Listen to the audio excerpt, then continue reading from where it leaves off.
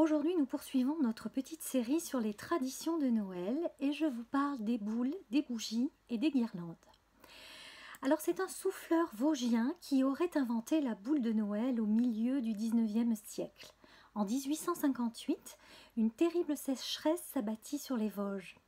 Les pommiers ne donnaient plus de fruits et la tradition, depuis le Moyen-Âge, c'était de mettre des pommes pour décorer les sapins, des belles pommes rouges.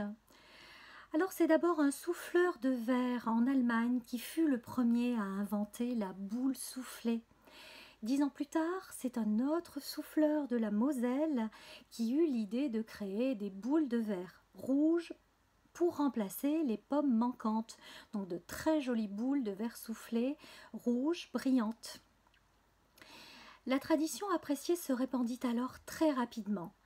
En 1721, la verrerie, donc cette verrerie de la Moselle, devint la spécialiste de la boule de Noël brillante. Dans les années 1950, elle fabriquait 200 000 boules de tailles différentes, allant d'un diamètre de 6 cm à 1,20 m. Donc ça faisait des boules vraiment énormes.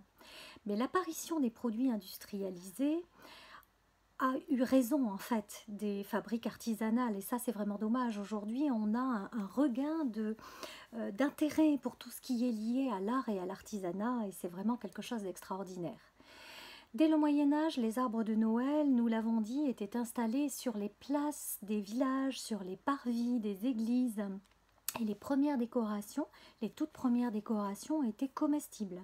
On y mettait des noix, des petits gâteaux, des friandises, et puis les pommes, les fameuses pommes qui étaient dans la Bible le symbole du paradis d'Adam et Ève. Au XVe siècle, les artisans de Lyon avaient inventé ce que l'on appelait les cheveux d'ange. C'était de fines lanières de papier argenté découpées dans du métal. Au XVIe siècle, pour illuminer les sapins, on eut l'idée de rajouter des bougies. Généralement 12 bougies pour symboliser les 12 mois de l'année. Mais alors imaginez les risques d'incendie, c'était absolument effroyable. Il y avait des accidents très fréquemment à cette période-là, parce que bien sûr, les bougies mettaient le feu au sapin et le sapin mettait le feu à l'ensemble de la pièce. Donc c'est vers 1950 que l'on a inventé les guirlandes électriques commercialisées. Et ça, c'est devenu quelque chose d'extraordinaire, mais nous allons en parler tout à l'heure. Donc pour les décorations des sapins, on avait aussi des anges, des Pères Noël, des flocons de neige, des lutins. Et sans oublier les décorations naturelles comme le hou, les pommes de pin et la fameuse étoile de Bethléem que l'on mettait, que l'on met encore parfois, souvent, toujours, ça dépend des familles, sur le haut du sapin. Alors les bougies. Les bougies, elles ont toujours eu une place capitale dans les fêtes de Noël.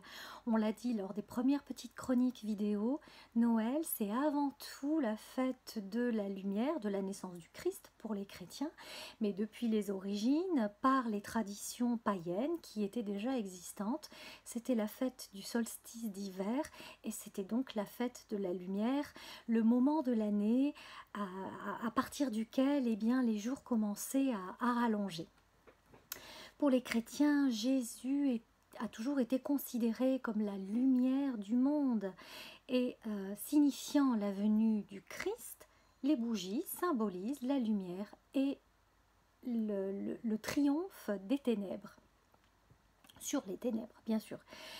Selon les pays, elles pouvaient être de couleurs différentes, des blanches pour évoquer la pureté, les rouges pour évoquer le feu, la passion, et les violettes, les bougies violettes qui signifiaient la pénitence, parce qu'au tout début de la célébration des fêtes de Noël, comme pour le carême, il y avait un temps où les fidèles faisaient pénitence et se privaient de viande, d'œufs, de poissons par exemple, en attendant la célébration de Noël.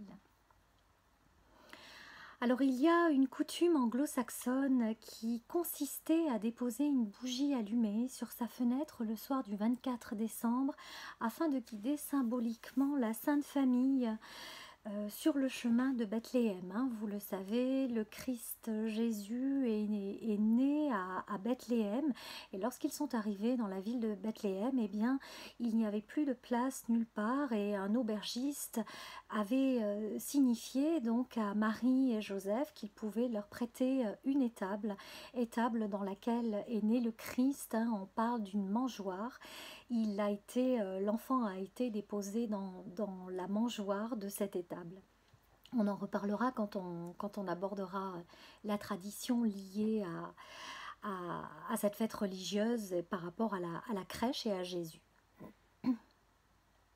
Alors la coutume prévoyait aussi que chaque famille devait éventuellement pouvoir être capable d'accueillir un étranger qui frappait à la porte le soir de Noël. Donc comme je vous l'ai dit dans une précédente chronique, on rajoutait un couvert pour que l'on puisse accueillir un étranger. Chacune des bougies de la couronne de l'Avent déposées sur la table dispose d'une signification. On a parlé des couronnes dans notre première chronique. Alors pour celles et ceux qui ne le savent pas, je vous donne quelques éléments. La première bougie symbolise le pardon accordé à Adam et Ève. La deuxième bougie symbolise la foi des patriarches en terre promise. Les patriarches qui ont noué cette alliance avec Dieu. La troisième bougie symbolise la joie de David qui a fait alliance avec Dieu. Et la quatrième annonça par les prophètes la venue d'un monde de paix et de justice. Ça c'est extraordinaire, on en rêve encore, un monde où tout serait apaisé, où chacune vivrait dans la paix et la sérénité. Alors je tiens quand même à préciser que ça commence par chacun de nous, par la paix que l'on met dans nos cœurs, que l'on transmet au quotidien, à notre famille, à nos amis, à notre entourage. Et je pense que si chacun de nous a un cadeau à faire à la terre et aux autres, c'est de bien commencer par être en paix soi-même et se donner les moyens d'être en paix et d'être bon et bienveillant avec son entourage. Ça, c'est une certitude. Alors la version populaire a résumé en fait en 4 thématiques ces bougies: paix, amour, foi et espoir, espérance. La lumière est donc une symbolique très très forte des fêtes de Noël, nous le savons. Allons maintenant parler des guirlandes. La légende allemande nous rapporte une origine peu banale et on aime beaucoup cette petite légende. Un jour, une ménagère avait nettoyé et décoré sa maison en prévision de la venue du Père Noël. Puis elle alla se coucher. Cette nuit-là, les araignées s'en donnèrent à cœur joie et elles firent des toiles d'araignées sur l'ensemble du sapin. Le Père Noël, lorsqu'il arriva, trouva ça vraiment très original et très joli, et cela lui permit d'accrocher ses cadeaux sur les guirlandes du sapin. Mais quand même, pour que cela fût plus joli, il transforma l'étoile d'araignée en fil d'or et d'argent. Depuis, la guirlande fait partie des décorations incontournables de Noël.